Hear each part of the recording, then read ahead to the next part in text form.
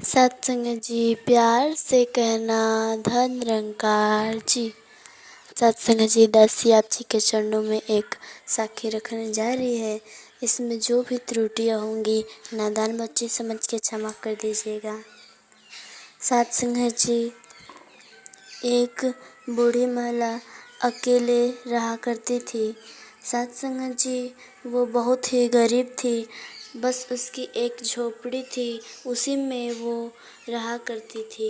सत्संग जी रोज़ शाम को वह बूढ़ी महिला एक दिया जला दिया करती थी, क्योंकि झोपड़ी में रात को बहुत ही अंधेरा हो जाता था।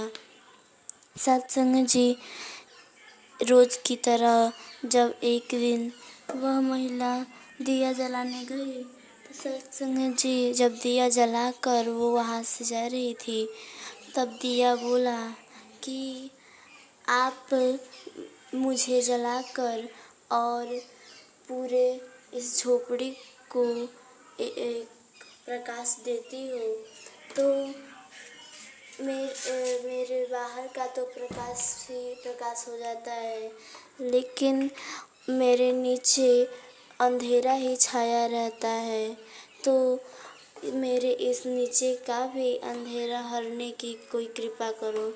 सत्संग जी यह सुनकर बूढ़ी महिला एक और दिया ले आई और उस दिए को जलाकर और उस पहले वाले दिए के पास में रख दी। सत्संग जी और फिर दिया बोला कि मैंने आपसे कहा था कि मेरे नीचे का अंधेरा आप मिटा दीजिए, तो आप क्या कर रही हैं? फिर वो बूढ़ी महिला बोली कि अब ज़रा अपने नीचे झाँक कर देखो, तुम्हारे नीचे कोई भी अंधेरा नहीं है।